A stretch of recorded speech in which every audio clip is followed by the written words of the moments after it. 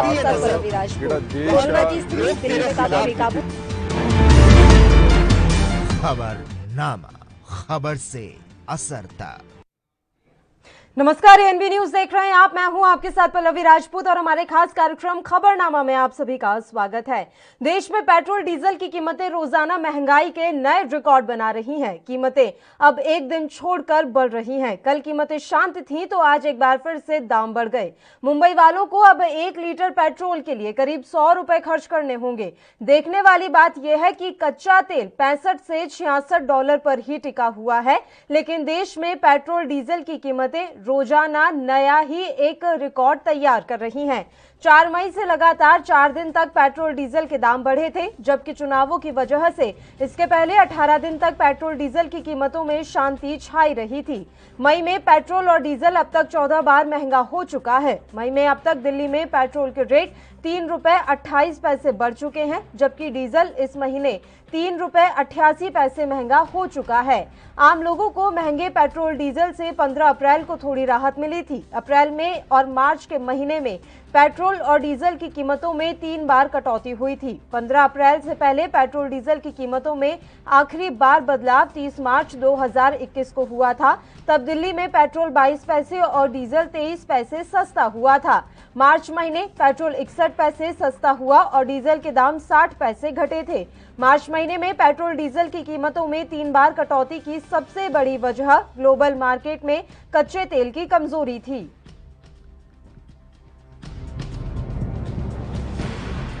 भैया देखो, ऐसा है कि अब ये पेट्रोल डीजल तो सरकार को है ना, कुल मिला के ये टैक्स कम करना चाहिए, तब ये सस्ता होगा। ऐसे तो होगा नहीं, 100 के ऊपर पार होगा। आम आदमी तो मतलब गाड़ी अब ये 8-15 दिन बाद तो बंद ही करनी पड़ेगी, गाड़ी चलाना मुश्किल हो रहा है। मैनेज कर रहे हैं सर? अब देखा आपने 20 रुपए का पेट्रोल डलवाए, जो हम 150 1 लीटर पेट्रोल डलाते थे, कैसे काम चलेगा? आम आदमी तो चला ही नहीं सकता ना गाड़ी घोड़ा। कैसे मैनेज कर रहे हैं? अब बस चल रहा है शिवराज सिंह जी की कृपा से। ये तो बहुत गलत हो रहा है, रेट बढ़ता ही जा रहा है। गरीब लोग तो बिल्कुल धंधा पानी कुछ भी नहीं कर पाएंगे गाड़ियों से। थोड़ा बहुत जो करते हैं चल, मैं तो छोटी सी पान की दुकान चलाता हूँ गाड़ी पे। क्या देखना मैम इसमें भी, अब यही कहेंगे कि मतलब कि ज़्यादा मतलब ये दाम ना ही बढ़े, क्योंकि महीने भर में भी तो काफ़ी मतलब बढ़ता ही रहता है वो हर बारी। तो यही रहेंगे कि मतलब एक बार जो बढ़ गया है तो फिर दोबारा से बार बार ना बढ़ाया जाए। सरकार से कुछ मांग होगी, दाम जिस तरीके से बढ़ता जा रहा है। यही सरकार से मांग होगी कि मतलब कि बार बार ना बढ़ाएं, मतलब जब हो गया तो ठीक है, क्योंकि गरीब लोगों के पास इतना है नहीं साधन, और सभी घर बैठ गए हैं, किसी के पास कमाई का जरिया नहीं रहे। तो यही है बस सरकार से दरख्वास्त कि मतलब कि ना बढ़ाएं बार बार, अब जो बढ़ चुके हैं। हाँ दिव्या, और दिव्या जी, जिस तरीके से आपको पता है पेट्रोल और डीजल का दाम सबसे बढ़ चुका है। पेट्रोल का दाम 93.7 यस, हाँ। डीजल का 84.61। क्या कहेंगे, सरकार से कुछ मांग होगी आपको? देखिए, इतने टाइम से देख ही रहे हैं, इसकी वजह से सब चीज़ें इफेक्ट हो रही हैं और बहुत लोग प्रोटेस्ट भी कर रहे हैं, बट कोई फ़र्क नहीं पड़ रहा है। इंस्टेड ऑफ डिक्रीजिंग हम हर वक्त जब आते हैं कुछ ना कुछ बढ़ा ही पाते हैं।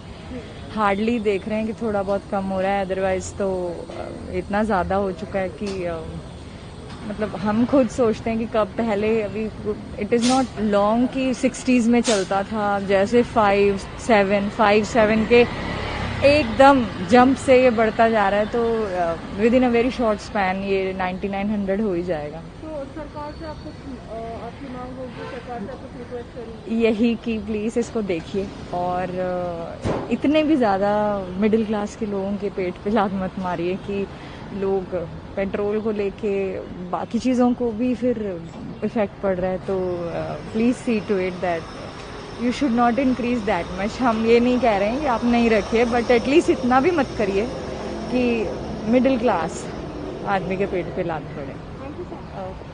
Thank you. सुरेश कुमार है। सुरेश जी, जिस तरीके से पता है पेट्रोल और डीजल का दाम बढ़ गया है, पेट्रोल का जो दाम है 93.68 हो गया है, जो कि 94 रुपीज़, और वहीं पे डीजल का दाम 82.61 हो गया है। तो कैसे देखते हैं? देखो, हम इसको इस तरीके से देखते हैं कि इतना महंगाई हो क्यों रहा है, इसकी वजह क्या है, ये हम नहीं समझ पाते हैं। हमको हट तो करता है इतना महंगा रेट, बुरा लगता है। अभी मैं मीटर ही देख। इसी तरह मुंबई में पेट्रोल के दाम 99 रुपए 94 पैसे और डीजल 91 रुपए 87 पैसे प्रति लीटर हो चुका है। बात कोलकाता की कर ले तो यहां पर भी पेट्रोल के दाम 93 रुपए से ऊपर चल रहे हैं और डीजल भी 87 रुपए के पार पहुंच चुका है। चेन्नई में भी कमोबेश कुछ इसी तरीके से हालात हैं। तो पेट्रोल डीजल की बढ़ती कीमतों पर महाराष्ट्र वासियों का क्या कुछ कहना है वो भी आपको सुनाते हैं। हम लोग के पास खुद खर्चा पानी नहीं है, तो अभी फिलहाल मेरे खुद अभी लाइट बिल 80,000 आया। लाइट बिल मेरे पॉकेट में है। दूसरा जगह बनिया का बिल मेरे पास है, इधर अभी भी वो भी पॉकेट में है। तो अभी पेट्रोल डीजल भी आगे महंगा हो गया। हम लोग पब्लिक क्या करेगा, तो कोई पूछता नहीं चाहिए, तो आगे कम करेगा और भी आगे बढ़ता रहता है। तो सरकार से क्या कहना चाहेंगे? सरकार से ये कहना चाहता हूँ कि ये पेट्रोल का भाव सस्ता करो। पेट्रोल का भाव बहुत बढ़ा दिया है, तो ये सस्ता करो तो बहुत मेहरबानी होएगा। तो हम लोग आने जाने का एक जगह से कोरोना है, दूसरी जगह से हम लोग के पास कुछ भी नहीं, बहुत मेहरबानी हो जाएगा। Thank you. शुभांशु। अच्छा, पेट्रोल के हर रोज भाव बढ़ रहे हैं। अभी पेट्रोल के 100 होने के लिए सिर्फ 2 पैसे बाकी है, क्या कहेंगे? क्या बोले, अभी क्या कर रही है गवर्नमेंट, कुछ समझ में ही नहीं आ रहा है। एक तो सारी अभी पेट्रोल गाड़ी का running cost approximate 7 to 7.5 kilometre वो हो गया रुपीज पर किलोमीटर। किसी जमाने में 5 रुपए था। 6 ईयर से कार ओन करता हूँ मैं। अभी क्या बताए, कुछ समझ में नहीं। अभी मुझे चेंज करना पड़ेगा और फिर डीजल लेना पड़ेगा या फिर सीएनजी लेना पड़ेगा, क्योंकि पेट्रोल और ऊपर से 6 ईयर में मैंने सिर्फ बहुत कम रनिंग, क्योंकि इतना महंगा हो गया पेट्रोल और कार भी यूज नहीं कर पा रहा, इसलिए मैं मोस्टली अपना 2 व्हीलर ही निकालता हूँ। एक तो लॉकडाउन है, ऊपर से पेट्रोल हाँ, बढ़ रहे हैं, क्या असर हो रहा है आपके बजट के ऊपर? मोस्टली मेरा एक्सपेंसेस इसमें निकल जाते हैं, इसलिए मैंने कार यूज करना छोड़ दिया। बहुत कम निकालता हूँ मैं, महीने में 500 किलोमीटर चलाता हूँ मैं। पहले 1000-1500 तक जाता था। अभी लॉकडाउन भी है, अभी यहाँ वैक्सीनेशन के लिए आया था मेरी सिस्टर का, तो इसलिए यहाँ पे आया था पेट्रोल भराने।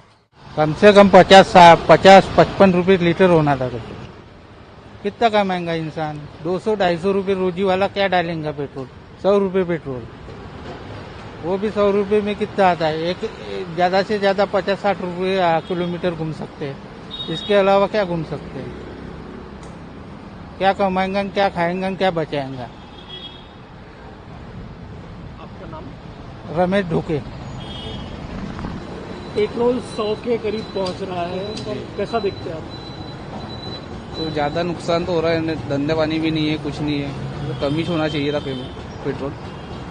देखते क्या होता, फायदा तो नहीं है कुछ भी। एक तो लॉकडाउन की वजह से भी पूरा ठप है धंधा, पैसेंजर नहीं मिल रहे, कुछ नहीं मिल रहे। नहीं। आपका नाम? मेरा नाम सचिन वानखेड़े।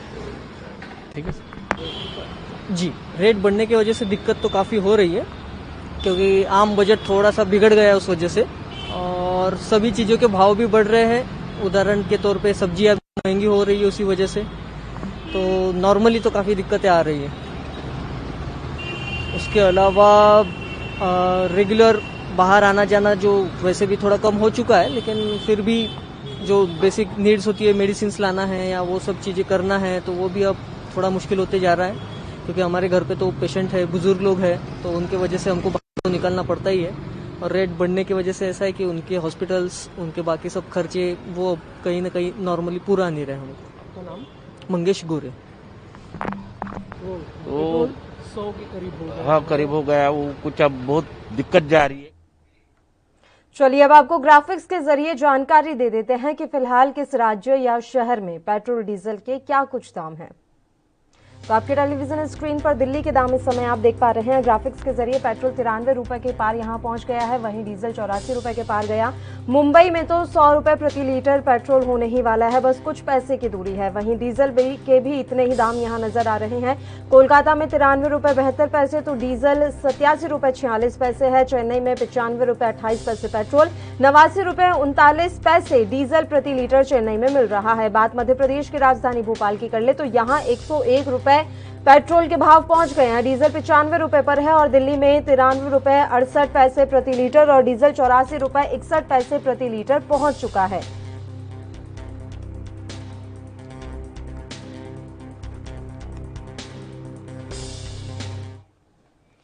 तो पेट्रोल डीजल के दामों में लगातार इजाफा हो रहा है और महंगाई भी बहुत ही तेजी से ऊपर बढ़ रही है, यानी कि इस समय जो आम आदमी है वो पिसता जा रहा है क्योंकि उसकी जेब पर अतिरिक्त भार यहां पर पड़ रहा है। इसी मसले पर आज खबरनामा में चर्चा करेंगे। दो मेहमान इस समय हमारे साथ लाइव जुड़ गए हैं। लखपत बटोला जी जो कि कांग्रेस से हैं, इनके अलावा अश्विनी शाही जी हमारे साथ जुड़े हुए हैं भारतीय जनता पार्टी से। दोनों ही मेहमानों का स्वागत है एएनबी न्यूज पर। अश्विनी शाही जी, लगातार पेट्रोल डीजल के दामों में वृद्धि हो रही है। देखिए, पैसे जब कम करने की बारी आती है तो कुछ पैसे कम होते हैं, ज्यादा कुछ अंतर नहीं आता, लेकिन जब पेट्रोल डीजल के दाम बढ़ते हैं तो वो इतने ज्यादा बढ़ जाते हैं कि साफ तौर पर उसका असर आम आदमी की जेब पर पड़ता है। आखिर ऐसा क्यों?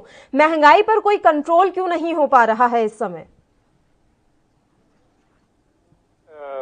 2014 हमको पेट्रोल डीजल के लिए अक्टूबर 2014 की डेट याद रखनी पड़ेगी कि उसके पहले WTO का जब इसमें दखल हुआ तो धीरे धीरे कीमतों पर उनका प्रभाव रहा, उसका असर थोड़ा सा बढ़ने पर पड़ता था। लेकिन अक्टूबर 2014 से पूरा कंट्रोल जो है भारत सरकार के हाथों से खत्म होकर पेट्रोल कंपनियों के ऊपर चला गया। अब इसमें सरकार का कोई भी नुमाइंदा कुछ नहीं कर सकता है सिवाय टैक्स घटाने के।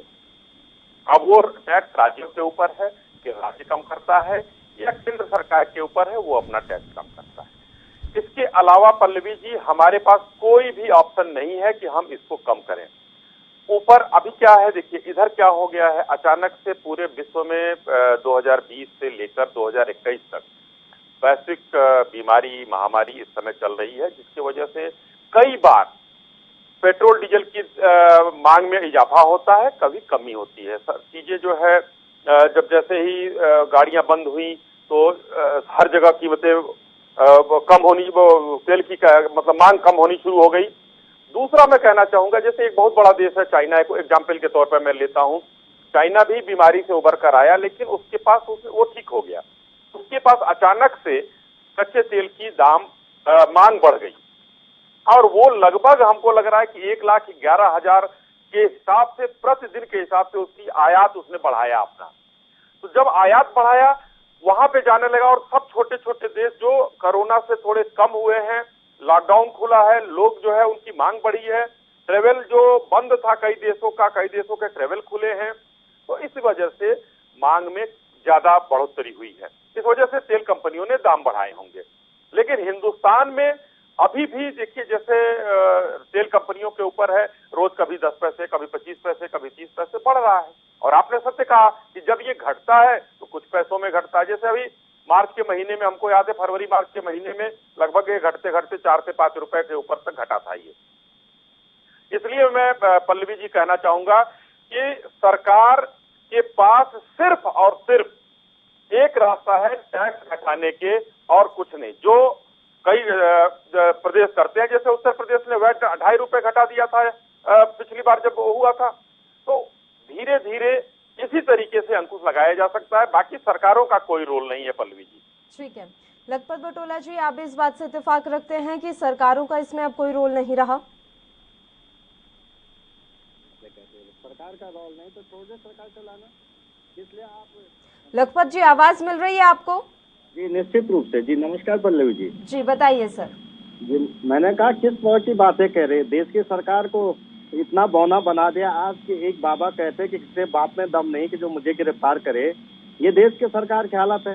मैं आपसे एक चीज कहना चाहता हूँ, ये कितनी गलत और भ्रामक तथ्य फैला रहे हैं।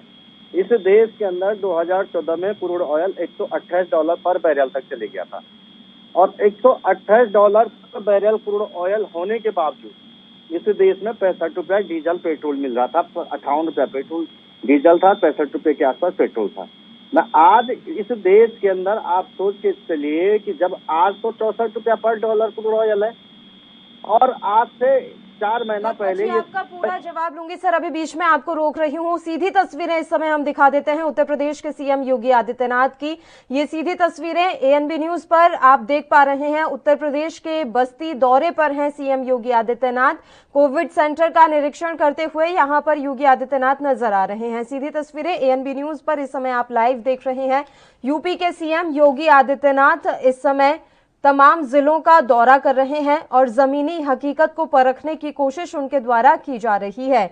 कोविड को लेकर क्या कुछ स्थिति बनी हुई है, अधिकारी सही ढंग से अपना काम कर रहे हैं या नहीं, कोविड सेंटर के क्या कुछ हालात हैं, जो मरीज वहां पर भर्ती हैं क्या वो जो चिकित्सा सुविधाएं उनको मिल रही है उनसे संतुष्ट हैं या नहीं, इन तमाम बातों को जानने के लिए ही सीएम योगी आदित्यनाथ लगातार अलग अलग जिलों का दौरा कर रहे हैं।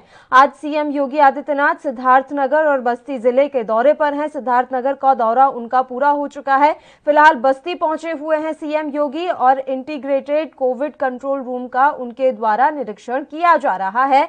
जो अभी वहां पर चिकित्सक मौजूद हैं उनके साथ बातचीत करते हुए सीएम योगी आदित्यनाथ तस्वीरों में साफ देखे जा सकते हैं। वो जो कंट्रोल कमांड रूम है उसका भी निरीक्षण कर रहे हैं।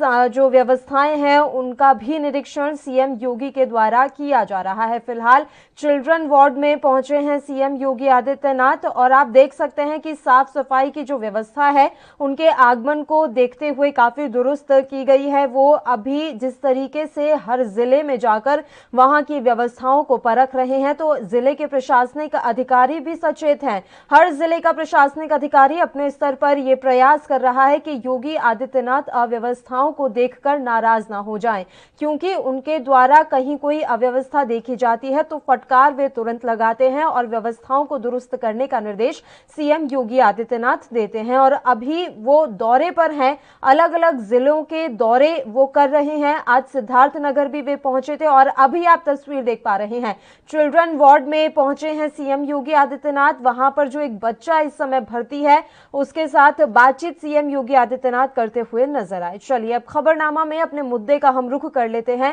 पेट्रोल डीजल के बढ़ते दाम और बढ़ती महंगाई को लेकर हम चर्चा कर रहे हैं। दोनों मेहमान हमारे साथ लगातार बने हुए हैं। लखपत जी, आपका ही रुख करना चाहेंगे। सर, आप कह रहे थे कि ये किस तरीके की बातें सरकार के द्वारा की जा रही हैं समझ नहीं आता। बाबा रामदेव को लेकर भी आपने यहाँ पर तंज कसा कि एक शख्स कह देता है कि किसी की हिम्मत नहीं कि मुझे गिरफ्तार कर सके, और यहाँ हमारी सरकार के नुमाइंदे ये कह रहे हैं कि हमारे हाथ में महंगाई कंट्रोल करना नहीं है। लखपत जी, मैं यही कहना चाह रहा हूँ, जो बातें इन्होंने कही है थोड़ा गंभीरता सुने। जो साई जी ने कही है इन बातों पे जरा हंसने वाली बात इसलिए है कि जब 2014 का इन्होंने कहा $128 पर बैरल क्रूड ऑयल चले गया था और उसके बावजूद भी 58 और 65 रुपए पे डीजल पेट्रोल मिल रहा था। आज कोरोना काल के अंतर्गत 22 रुपया 18 रुपया तक भी पर डॉलर क्रूड $22 पर बैरल क्रूड ऑयल आया, $18 पर बैरल क्रूड आया। तेल की कीमत तो नहीं गिरी है, आज भी $64 पर बैरल क्रूड ऑयल की कीमत है। उसके बावजूद मैं आपसे बताना चाहता हूँ, महत्वपूर्ण बात यह है 77 साल में हिंदुस्तान के अंदर 32 रुपया एक्साइज ड्यूटी बढ़ाई गई थी डीजल पेट्रोल पे, लेकिन 7 सालों में इस सरकार ने आप 37% एक्साइज ड्यूटी बढ़ी है। दुनिया का सबसे ज्यादा एक्साइज ड्यूटी लेने वाला हिंदुस्तान है, जो 79% एक्साइज ड्यूटी देश के लोगों पे थोपता है। आज भी मैं पूछना चाह रहा हूँ, जो डीजल और पेट्रोल 28 रुपया और 32 रुपये का आता है उसको आप 100 रुपया में बेच रहे हैं और कहने का काम कर रहे हैं कि सरकार के हाथ में कुछ नहीं है। ये चीजें जिस तरह की भ्रामक बातें, भ्रामक तथ्य लिए जा रहे हैं, इससे महत्वपूर्ण ये बात है पल्लवी जी कि आज की डेट में पिछले 1 महीने में खाने के तेलों की कीमतों में 25% की वृद्धि हुई है। ये बहुत महत्व 25% की सरकारी आंकड़ा 25% की वृद्धि हुई है। ये जो चीज है इस सरकार के अंतर्गत क्या नहीं बढ़ा, इस सरकार के अंदर बेरोजगारी बढ़ी है, इस सरकार के अंदर भ्रष्टाचार बढ़ा है, इस सरकार के अंदर पूरे हिंदुस्तान का अपमान दुनिया में बढ़ा है, इस सरकार के अंदर सारी चीजें बढ़ी रही है। लोगों के जिस तरह के घरों की स्थिति और हिंदुस्तान की जो तस्वीर बनी है, आज आप योगी जी की बात कह रहे थे, गंगा के घाटों से सबों के लोगों के कफन निकालने का जो काम किया जाए, सारा देश देख रहा, सारी दुनिया देख रही किस तरह की व्यवस्था है देश के अंदर है। इस कोरोना काल में लोगों का खून चूसने का काम ये सरकार कर रही। ये एक बड़ी दुखद बात है। जब लोगों के पास रोजगार ने सबसे ज्यादा भ्रष्टाचार, सबसे ज्यादा बेरोजगारी सरकार ने देने का काम किया। ये जिस तरह से लोग आज लोगों को भुखमरी की स्थिति में सरकार लेने का काम किया, तो उसके बावजूद भी क्रूड ऑयल के दाम इतने सस्ते होने पर भी आप डीजल पेट्रोल के दामों को लगातार बढ़ाने का काम कह रहे हमारे हाथ में नहीं। अरे आप केंद्र की सरकार है, आप ट्विटर और फेसबुक पे तो आप तुरंत जब आपके विरुद्ध एक ट्वीट किया जाता है कि आपने गलत किया है, मैनिपुलेटेड ट्वीट है ये, उस पे तो आपने तुरंत ट्विटर और फेसबुक को बैन करने की धमकी तक दे दी। आपके विरुद्ध कोई कुछ बोले तो आपको तुरंत तब आपको याद आते। लेकिन बाबा रामदेव कहते हैं कि किसी सरकार के बाप में हिम्मत नहीं है। मेरे देश के प्रधानमंत्री को, मेरे प्रदेश के मुख्यमंत्री को कहते हैं वो किसी के बाप में हिम्मत नहीं कि जो मुझे गिरफ्तार कर ले। तो ये 56 इंच का सीना क्या कानून उनके लिए नहीं है? क्या जांच उन पे नहीं होनी चाहिए जिस तरह के वक्तव्य दिए जा रहे हैं? हम भी उनका सम्मान करते हैं, लेकिन जिस तरह के वक्तव्य संसद की हमारे सर्वोच्च संस्था में बैठे हुए हमारे प्रधानमंत्री और मुख्यमंत्री को ललकारने का काम किया जा रहा है, क्या ये भी कहे सरकार कि हमारे बस में नहीं है, हमारे हाथ में ये भी नहीं है? यदि आपके हाथ में देखिए माननीय जनता को आप रिलीफ नहीं दे सकते हैं, राहत नहीं दे सकते हैं, तो ऐसी सरकार चलाने का क्या फायदा? आप इस्तीफा दे दें। प्रधानमंत्री केवल इसलिए थोड़ी बनाए वो चैनलों पे आके रोने का काम करें कि जैसे महिलाएं रो लेती घड़ी घड़ी हर बात पे। आज की तो महिलाएं दबंग है पूरी चीजें, लेकिन कहा जाता था एक बार इस तरह से जो आंसू फेंकने का काम कर रहे हैं। लोगों ने अपने बच्चे खोए, अपने माता पिता खोए, अपने बुजुर्गों को खोया है। और प्रधानमंत्री जी बंगाल के अंदर बड़ी बड़ी रैलियां करते हैं के बाद 1 महीने तक नाराज रहे। जब कोरोना के केस कम होने लगे, रो करके कहने लगे कि मैं बड़ा भावुक हूं। और 8 बार आप 7 साल में टीवी चैनल पे आपके रोने का काम करे। हमने रोने वाला प्रधानमंत्री दिया था कि 56 इंच की जो बात की जाए तो प्रधानमंत्री दिया। इस तरह की सरकार की कमियों को मत गिनाए। आप अपनी विफलता को इस तरह से दूसरे के सर में नहीं डाल सकते हैं। इसी डीजल पेट्रोल को लेकर के आप किस तरह की बातें कहते थे, किस तरह के धरने देते थे, किस तरह के स्वामी रामदेव कहते हैं कि 30 रुपया और 20 रुपया डीजल पेट्रोल के दाम हो जाएंगे, किस तरह से अन्ना जी कहते थे। आज वही स्वामी जी कहते हैं कि साइकिल में चलो। एक तरफ प्रधानमंत्री जी कहते हैं हम बुलेट ट्रेन लाने का काम करेंगे, और स्वामी रामदेव जी कहते हैं डीजल पेट्रोल ज्यादा हो तो पैदल चले जाओ। ये जो मनोभाव मनोस्थिति आपने बना रखा है, और देश के अंदर, देश के समाज के अंदर जो परिस्थितियां आपने खड़ी की है, निश्चित रूप से राज्य सरकार के द्वारा क्या कुछ राहत दी जा सकती है, उस पर भी हम थोड़ी सी बात कर लेते हैं सर। जी मैं उस पर बात कर सकता हूँ। जी बताइए। देखिए, जब सरकारों के अंदर आप, हेलो पल्लवी जी, आवाज मिल रही है, बताइए बटोला जी। अच्छा, आपने राज्य सरकारों की बात की। निश्चित रूप से मेरे प्रदेश में तो, और मेरे बगल के प्रदेश में, दोनों प्रदेशों में, चाहे हिमाचल हो चाहे उत्तर प्रदेश हो, लगे हुए प्रदेशों में भाजपा की सरकार है। लेकिन मैं राज्य सरकारों को इसलिए नहीं कह सकता हूं कि राज्य सरकारों को जब केंद्र सरकार उसके हिस्से का पैसा नहीं दे रही है, राज्य सरकारों के पास रेवेन्यू बढ़ाने का क्या काम है? आप एक चीज बजाय, केंद्र सरकार जब अपने आप जिस तरह के टैक्सेस लगा के 69% ले जाने का काम किया है, उसको केंद्र सरकार कम करे ना। तो आप बैठ के अंदर लेने का काम कर दिए। केंद्र सरकार क्यों बैठ के अंदर नहीं लेने का काम कर दी डीजल पेट्रोल को? और राज्य सरकारों पे केवल इस चीज का थोपने का, अपनी कमियों को राज्य सरकार पे, जिस तरह से ये आज वैक्सीन नहीं दे पा रहे, राज्य सरकार को कह रहे तुम ग्लोबल टेंडर करा दो, और राज्य सरकारों के मत्थे फेंकना चाह रहे। तो केंद्र सरकार हमारी है, हमारी केंद्र सरकार को चाहिए कि फाइजर से बात करे, वो उस स्पुतनिक से बात करे, दुनिया के जितने वैक्सीन है कंपनियां उनसे बात करे, देश की राज्य सरकारों को देने का काम करे। हमारी केंद्र सरकार इसीलिए तो रखी गई है। आप जिस तरह से बातें राज्यों पे डाल देते हैं अपनी कमियों को, ये मान्य भर कतई उचित नहीं है। मैं पल्लवी जी एक चीज कहता, राज्य सरकारों पे दोष देना कि केवल और केवल वो टैक्स वसूल नहीं है। मैं आपसे कह सकता, एक्साइज ड्यूटी केंद्र सरकार ने जिस तरह से 79% की हुई, दुनिया में सबसे ज्यादा की हुई, उसको कम करने का काम केंद्र सरकार करे। ठीक है, बताइए अश्विनी शाही जी, तमाम बातें आपने सुन ली होंगी। बड़े इत्मीनान से आप लखपत बटोला जी की बात सुन रहे थे। अब आप अपना जवाब रख दीजिए सर, कि सारी जिम्मेदारी आप राज्य सरकारों पर थोपकर अपना पल्ला नहीं झाड़ सकते हैं। पल्लवी जी देखिए, लखपत जी ने तो डीजल पेट्रोल से शुरू करके और कफन और बुलेट ट्रेन और कहां कहां हम लोगों को दिखा दिया। तो सरकार हमारी, मतलब इनकी नजर में और इनके पूर्व राष्ट्रीय अध्यक्ष के नजर में और महासचिव की नजर में बेकार है, इस्तीफा दे देना चाहिए। लखपत जी मैं ये कहना चाहूंगा कि सरकार जिसको जनता ने चुना है और पूर्ण बहुमत से दोबारा चुना है, आपको 7 साल पहले हटा दिया था आपकी कुछ गलत खामियों से। अगर हमारे अंदर कुछ खामियां दिखेंगी तो हर 5 साल बाद मौका आता है, जनता उसका निर्णय लेगी। आपके और आपकी पार्टी के और आपके केंद्र के अध्यक्ष के कहने पर ऐसा कुछ नहीं होने जा रहा है। रही अब मुद्दे की बात, तो आप डीजल पेट्रोल से भटक कर आ गए। मैंने 2-4 सवाल, आपने बहुत सवाल पूछे, उसमें मैं एक सवाल जोड़ के आपसे बाकी चीजों का आंसर देता हूँ। पल्लवी जी जरा आप भी ध्यान से सुनिएगा और माननीय बडोला जी से इसका जवाब जरूर लीजिएगा। अभी मामला टैक्स का है तेल पर। ऑयल कंपनियां 4-5 चीजों से जब तेल चलता है तो पहला क्रूड ऑयल का उसका जो दाम होता है वो, उसके बाद उसका ट्रांसपोर्टेशन के बाद उत्पाद शुल्क के बाद जो है वहां पर राज्यों का टैक्स, राज्यों के टैक्स के बाद डीलर का कमीशन, 3 रुपया 70 पैसे के आसपास वो फिक्स है कमीशन। इतने के बाद जनमानस पर तेल पहुंचता है। इसमें केंद्र का उत्पाद शुल्क है और राज्यों का भी शुल्क है। लगभग 1/3 जो है राज्य सरकार को मिलता है, 1/3 जो है केंद्र सरकार को मिलता है। ये टैक्स मिलता है, लगभग बराबर है। कहीं मान लीजिए कि एक उदाहरण के तौर पर राज्य सरकार को 30 रुपया मिल रहा है, केंद्र सरकार को 31 रुपया मिल रहा है, कहीं केंद्र सरकार को 30 मिल रहा है, राज्य सरकार को 31 मिल रहा है, यही है लगभग लमसम। अब आपको 2 सवाल, पहला सवाल तो मैं डीजल पेट्रोल से ये पूछूंगा, बाद में मैं कफन और उस पर आऊंगा वैक्सीन पर।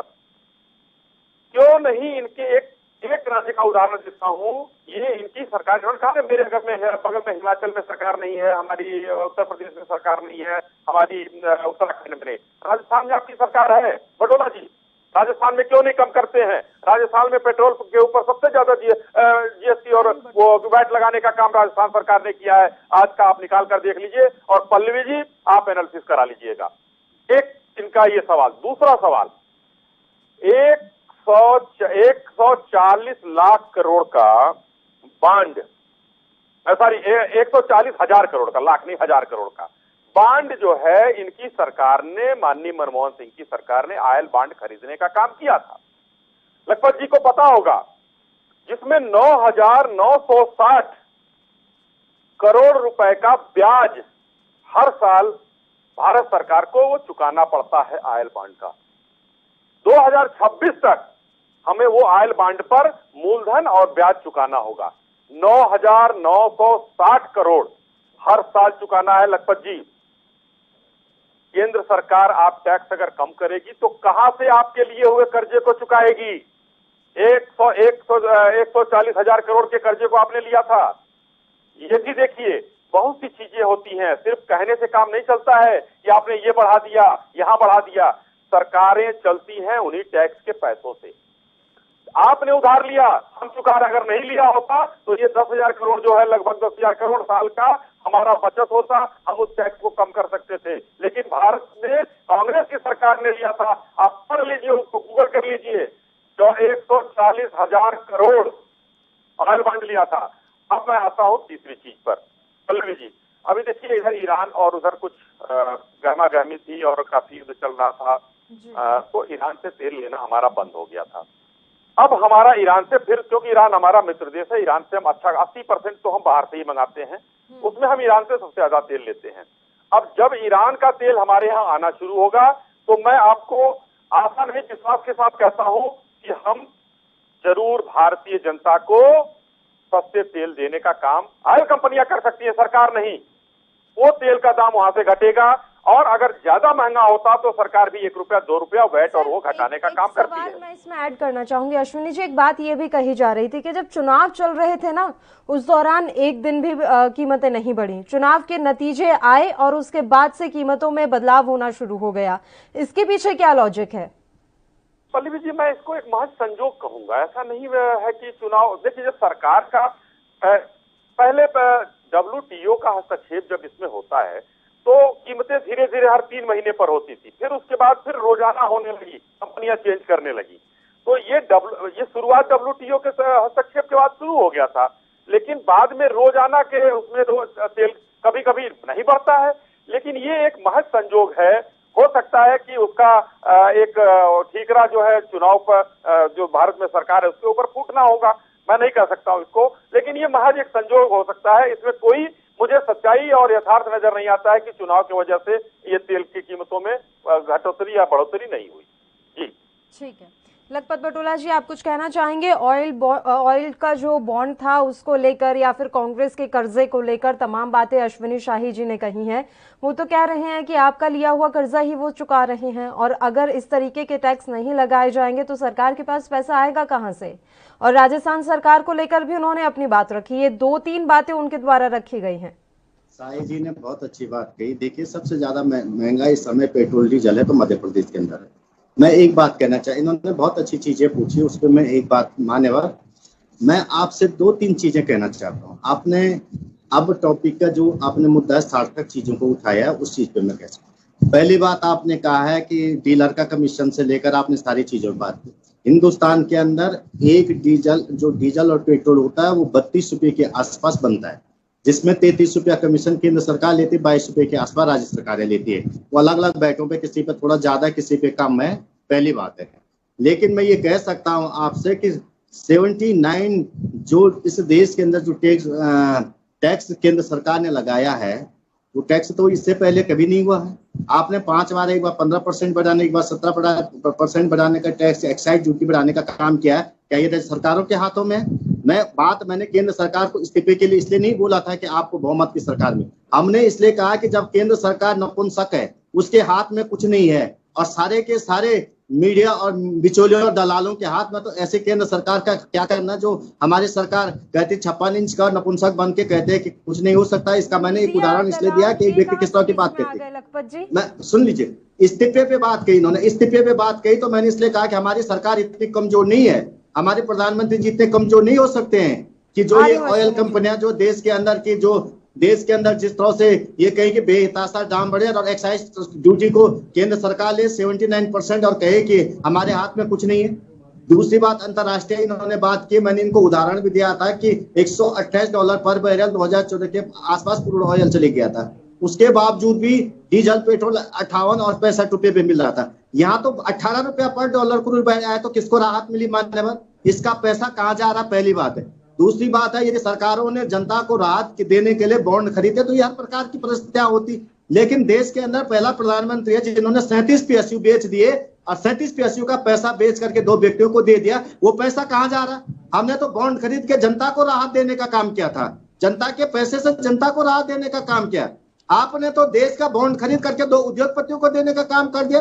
300 से ज्यादा किसान मर गए हैं, वो सड़कों पे आ रखे 2 व्यक्तियों के पीछे सरकार चल रही, 2 व्यक्तियों की दलाली सरकार कर रही, 2 व्यक्तियों के पीछे ये देश चल रहा है।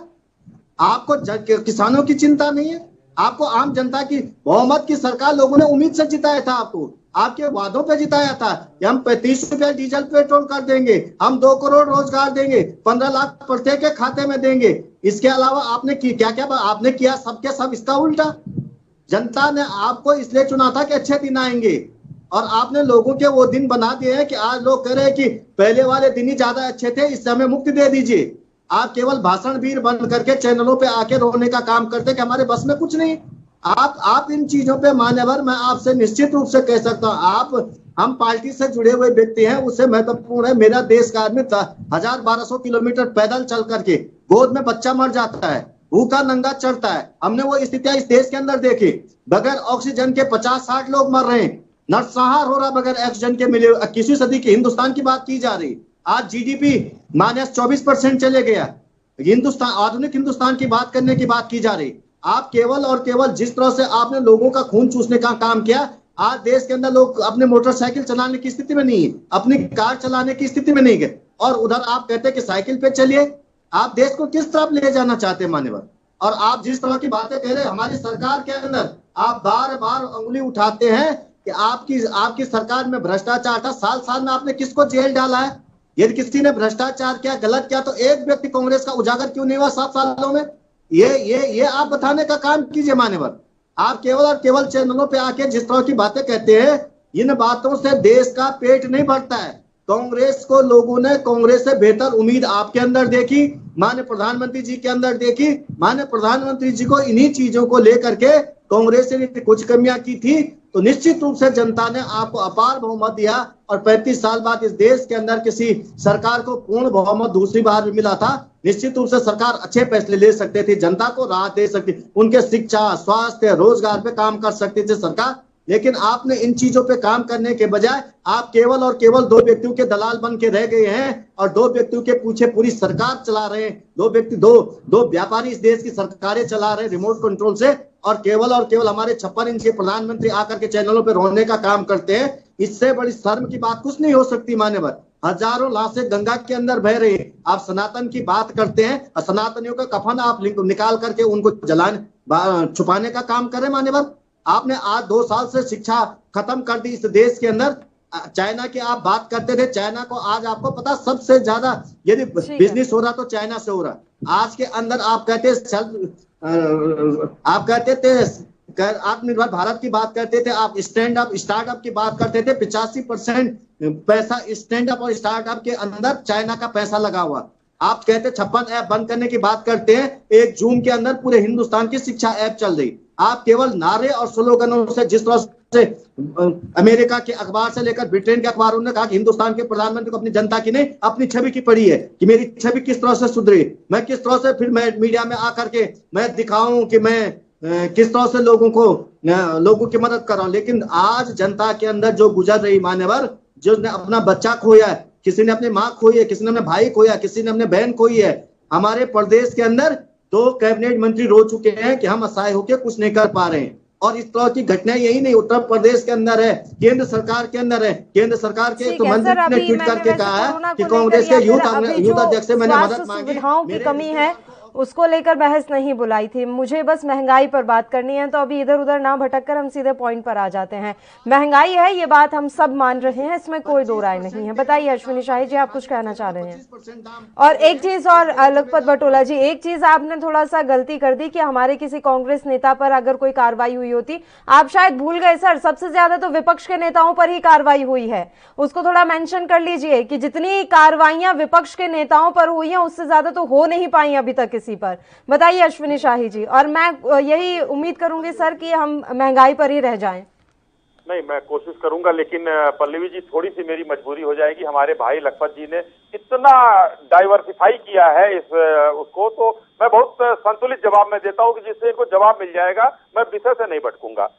लखपत जी 2-4 बातें आपने बहुत वो कहा, मैंने नोट भी किया है। देखिए, ट्विटर बंद करने से मैं शुरू करता हूं। आपने ट्विटर बंद करने की बात की। देखिए, ट्विटर के ऊपर और फेसबुक के ऊपर फरवरी में ही आ गया था कि 26 मई तक का समय है। अगर आप लोग हमारे हिंदुस्तान की चीजों को मानते हैं तो आप चालू रखेंगे, नहीं तो हम बंद नहीं कराएंगे। हम आपके ऊपर कानून का कड़ाई से पालन कराएंगे और उसके बाद अगर आप पालन करते हैं तो आप हिंदुस्तान में चलाएंगे, नहीं तो अपने आप बंद कर देंगे। भ्रम फैलाने का काम मत कीजिए। हम ट्विटर टूल किट की वजह से हम ट्विटर के यहाँ गए थे, पहला चीज। दूसरी बात आ जाइए, मैं भ्रष्टाचार की बात कर रहा हूं। पल्लवी जी ने थोड़ा सा हिंट दिया, मैं एक ही नाम लेता हूं, ज्यादा विषय भटक जाएगा। पी चिदम्बरम जी, आप ही के गृह मंत्री, और वो थे कितने दिन जेल काट के आए हैं, ये अभी आपको मालूम है। तीसरी चीज मैं कह रहा हूं, पीएसयू बेच दिया। हिंदुस्तान को आत्मनिर्भर बनाने के लिए घाटे की पीएसयू को हमको नहीं चलाना है। घाटे की जो पीएसयू होगी, अगर उसमें 10,000 करोड़ 5,000 करोड़, सुन लीजिए, बहुत लंबा बोला आपने, मैंने बीच में नहीं बोला, प्लीज। 10,000 5,000 करोड़ अगर सालाना अगर सरकारों को देकर उसको जिंदा रखना हो, उससे बेहतर है कि एक बार उससे जो भी पैसा आए उसका घाटा पूरा करो और वो आत्मनिर्भर होकर चले, वो ज्यादा बेहतर है। इसके बारे में भी और आगे आता हूं मैं। आपने एक बात 3 बार कहा, मैंने नोटिस किया, 3 बार आपने कहा कि आपके प्रधानमंत्री जी को हमने रोने के लिए नहीं बनाया है। एकदम आपने कहा प्रधानमंत्री रोने के लिए नहीं बना है। लखपत जी, मैं सहमत हूं, रोने के लिए नहीं प्रधानमंत्री बना है। वो शेर प्रधानमंत्री है, बालाकोट में घुस के मारता है, सर्जिकल स्ट्राइक करता है। आपकी हिम्मत नहीं थी, आपने लेह में जो है अक्साई चीन दे दिया था, और उसके बाद आज भी हम पीओके के लिए रोते हैं। लेकिन माननीय प्रधानमंत्री जी, आपने अपनी बातों में भी कहा, क्योंकि धारा प्रवाह आप बोल रहे थे, मैं सुन रहा था, आपने उसमें यह भी कह दिया कि कोरोना से लोग मरे और प्रधानमंत्री जी बंगाल के लोगों के लिए और हिंदुस्तान के लोगों के लिए रोए। मैं अभी कहना चाहता हूं, उन्होंने 135 करोड़ लोगों की बात हमेशा की है। पल्लवी जी, इनको बताइए कि 135 करोड़ की बात करते हैं कि नहीं प्रधानमंत्री जी, और अगर कहीं एक भी मौत होती है, वो हिंदुस्तान के उसी 135 करोड़ जनता का एक व्यक्ति होता है, उसके लिए प्रधानमंत्री को दुखी होना चाहिए। लेकिन सोनिया जी बाटला हाउस के आतंकवादियों के लिए रोई थी। याद कीजिए, हमारा ये वीर प्रधानमंत्री किसी भी आतंकवादी के लिए नहीं रोया है, अपने देश के एक नागरिक के लिए रोया है। ये गलत बात है। आप हिंदुस्तान के प्रधानमंत्री के रोने पर सवाल उठा रहे हैं और लगातार उठा रहे हैं, ये निंदनीय है। बडोला जी, आतंकवादी के लिए आपकी सोनिया जी रोई थी, पूरे देश ने देखा था, इसको भी मानिए। अब आता हूं मैं, आपने कहा बुलेट ट्रेन चलाने की बात करते हैं प्रधानमंत्री जी। सुन लीजिए सर, 1 मिनट सुन लीजिए, मैंने बहुत देर सुना है। एक बार दिखा दीजिए, सुन लीजिए, गलत बात मत। यदि सोनिया जी का कहीं कोई बयान इस तरह का है या दिखाए दे तो मैं राजनीति छोड़ दूंगा। मैं इस चैनल पे कह रहा हूँ, आप गलत बातों को मत कहें। सोनिया जी का कहीं कोई वक्तव्य है, कहीं कोई बयान है, आप इस बयान को सुन लीजिए। इस तरह की बातों को वो नहीं किया जा सकता है। ये देश के अंदर ये ड्रामा नहीं चल सकता जिस तरह से प्रधानमंत्री जी ड्रामा करते हैं हमारे। आप जिस तरह से झूठ, सोनिया जी का बयान को आप कहाँ पे देखते हैं? कहाँ पे सोनिया जी ने बोला? चैनल के माध्यम से आपको भेज दूंगा, आप देख लीजिएगा। मैं दोनों ही मेहमानों को यहाँ रोकना चाहूंगी। इस वक्त की एक बड़ी खबर से अपने दर्शकों को हम यहाँ पर रूबरू करवा देते हैं।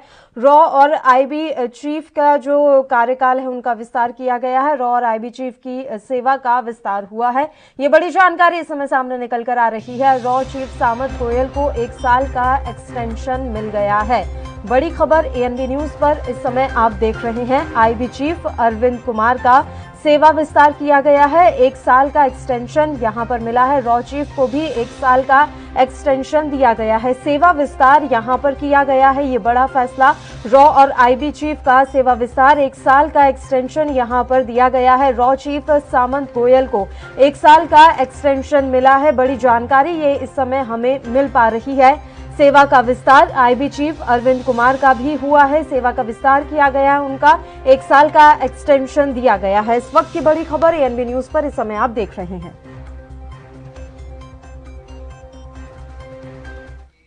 चलिए अब अपने मेहमानों का रुख कर लेते हैं। अश्विनी शाही जी, मैं चाहूंगी सर हम मुद्दे पर आ जाएं, क्योंकि इस तरीके से हम अलग अलग मसले पर बात करेंगे तो बहस बढ़ती ही चली जाएगी और समय की बहुत कमी है हमारे पास। सर बताइए। देखिए, इसलिए अगर आरोप लगे हैं पल्लवी जी, तो एक सत्ता पक्ष का होने के नाते कम से कम आपके प्रतिष्ठित चैनल के माध्यम से जो मैसेज जा रहा है वो जाना चाहिए। इन्होंने एक बात और रह गई है, मैं ये कहना चाहूंगा कि इन्होंने बुलेट ट्रेन की बात की। बुलेट ट्रेन जो है इन्हीं की कांग्रेस की सरकार है, बहुत रोड़े अटकाए गए, वो चलने वाली है, अभी वो उसका काम बंद है। हम उससे एक कदम आगे बढ़कर मुंबई से पूना तक हाइपर लूप लेके आए थे। आपने शायद उसका नाम भी नहीं सुना होगा, अभी बडोला जी, हाइपर लूप हम लोग लेकर आए थे, देवेंद्र फडणवीस जी लेकर आए थे। उसको बंद करने का काम कर दिया आपके ही माननीय जो सरकार चल रही है उसके मुखिया उद्धव ठाकरे ने बंद कर दिया उसको, हाइपर लूप को। हिंदुस्तान में नई टेक्नोलॉजी आ रही थी। तो देखिए, ये सब कहने और तर्क और वितर्क की कोई बात नहीं है। कफन की बात मैं अभी भी कह रहा हूं, ये मौतों पर से राज उठ चुका है कि पुरानी वीडियो कांग्रेसियों ने किस तरीके से विश्व की मीडिया को दिया था और क्या किया था, ये पर्दा उठ चुका है। आप लोग कफन और मुर्दे की बात करना छोड़ दीजिए। वो पूरा देश और विश्व जान चुका है कि आप लोगों ने क्या किया था, किस तरीके से ड्रोन से उसकी फोटो ली गई और क्या कब की पुरानी फोटो वो जो है पूरे मीडिया को दी गई। ये सब भी आप लोग वो जान लीजिए। और कहाँ कितनी लाशें आ रही हैं वो भी मैं बता रहा हूं। आते हैं मुद्दे पर। देखिए, तेल का दाम बढ़ रहा है, इसमें मुझे कोई भी आपत्ति नहीं है कहने में और मानने में कि देश में तेल का दाम बढ़ रहा है। मैं कहना चाहूंगा, लखपत जी की भी कई प्रदेशों में सरकारें हैं, एक बढ़िया अगर इन्होंने इतनी चीजें गिनाई, हमारी इतनी कमियां गिनाई, ये अपने प्रदेश सरकारों से कहें कि वैट खत्म कर दे अपने यहाँ, तो 4 से 5 रुपया तो ऐसे ही कम हो जाएगा तेल। खत्म कर दे। उसके लिए उन्होंने कहा है कि आपने उन्हें पैसा कहाँ दिया, जीएसटी का बकाया तो अभी तक दिया नहीं है, तो फिर वो कहीं ना कहीं से तो अपना खर्चा निकालेंगे। पल्लवी जी जी, मैं बताना चाहूंगा, अभी इसका भी एक अंतिम चीज ये मैं खत्म कर लूं, उसके बाद मैं आपकी सुनूंगा। अभी इसी फरवरी में कितने लाख करोड़ का जीएसटी का रिफंड सरकारों को गया है, उसमें आपके सारे प्रदेश हैं, ऐसा नहीं है, ये कहीं नहीं छिपा है, लंबा नहीं खींचूंगा, इसको मैं बताना चाहूंगा, आप देख लीजिएगा। इस फरवरी में ही अभी रिलीज किया गया है वो किस्त। आप उसके बाद आप बोलिए, आप आरोप लगाइए। बताइए लखपत जी, बताइए सर, जल्दी बताइए जी। मैं 30 सेकंड में अपनी बात खत्म कर दूंगा। इन्होंने बहुत अच्छी बातें कही। पहली बात मैं कहना चाहूँ, मान्यवर एक्साइज ड्यूटी क्या राज्य सरकारें ले रही है जो 79% देश में एक्साइज ड्यूटी लगाने? पहली बात है, वो क्या कि राज्य सरकारें खत्म करेंगी? एक। दूसरी बात मैं आपसे कह सकता हूँ कि जिस इस देश का प्रधानमंत्री कितना लोग इस देश के बारे में सोचता है और कितना जनता के लिए सोचता है। बंगाल चुनाव खत्म होके 1 महीने बाद चैनल पे आकर के आंसू फेंकने के बाद तीसरे दिन उत्तर प्रदेश के चुनाव के बारे में विस्तार होता है और आज उत्तराखंड के अंदर चुनाव के चर्चा होती है। कितना मेरे देश का प्रधानमंत्री कितना संजीदा है, इससे ज्यादा कोई नहीं कह सकता है। आप सुन लीजिए, आप चुनाव उत्तर प्रदेश के चुनाव में लगे हुए हैं, चुनाव के लिए आपके पास समय है। सुन लीजिए, चुनाव के लिए आप बातें करेंगे, उत्तराखंड में आप चुनाव की मीटिंगें कर रहे हैं। इस कोरोना काल में आपको चुनाव की चिंता पड़ी हुई है। ना चिंता आपको पड़ी है। देश के प्रधानमंत्री को उत्तर प्रदेश के चुनाव की करने के लिए, मीटिंग करने के लिए समय है, लेकिन जो लोग अपनों को खो रहे हैं उनके लिए समय नहीं है। देश का प्रधानमंत्री बैठ करके, देश का गृह मंत्री बैठ के उत्तर प्रदेश के चुनाव पे चर्चा करता है। उत्तराखंड में चुनाव, आज चुनाव की चर्चा होती है और 3 दिन पहले उत्तर प्रदेश में चर्चा होती है। केवल चुनाव लड़ेंगे क्या? चुनाव लड़ाना था प्रधानमंत्री, बने क्यों प्रधानमंत्री? देश की जनता ने उन्हें वोट दे दिया, इसलिए वो प्रधानमंत्री बन गए। लखपत बटोला जी, अब उनकी नीतियां कैसी हैं वो भी जल्दी ही हमारे देश की जनता तय कर लेगी। सर, समय की कमी, अभी मैं नहीं सुन पाऊंगी। मैं बस आपके इस बात का जवाब देना चाह रही थी कि वो प्रधानमंत्री इसलिए बन गए क्योंकि उन्हें देश की जनता ने वोट दे दिए, वो भी दूसरी बार। तो अगर अब उनकी नीतियों में कमी और खामी है तो उसका नतीजा भी उन्हें भुगतना ही पड़ेगा। देश की जनता सब समझती है, बहुत अच्छे से समझती है, सब समझदार हैं। फिलहाल मैं दोनों ही मेहमानों का शुक्रिया अदा करना चाहूंगी तमाम चर्चा करने के लिए आप हमारे साथ जुड़े। तो पेट्रोल डीजल पर लगातार जिस तरीके से कीमतों में बढ़ोतरी की जा रही है उसको लेकर सभी परेशान है, खासकर विपक्ष इस मसले को जोर शोर से उठा रहा है। खैर, ये तो आने वाला वक्त ही बताएगा कि क्या पेट्रोल डीजल की बढ़ती कीमतों से कोई राहत मिल पाएगी या फिर नहीं। इसी के साथ खबरनामा में फिलहाल के लिए इतना ही। मुझे दीजिए इजाजत, नमस्कार।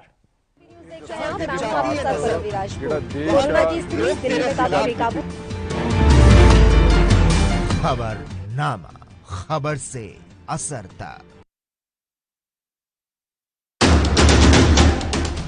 राष्ट्र धर्म, रात 8 बजे सिर्फ ANB न्यूज पर।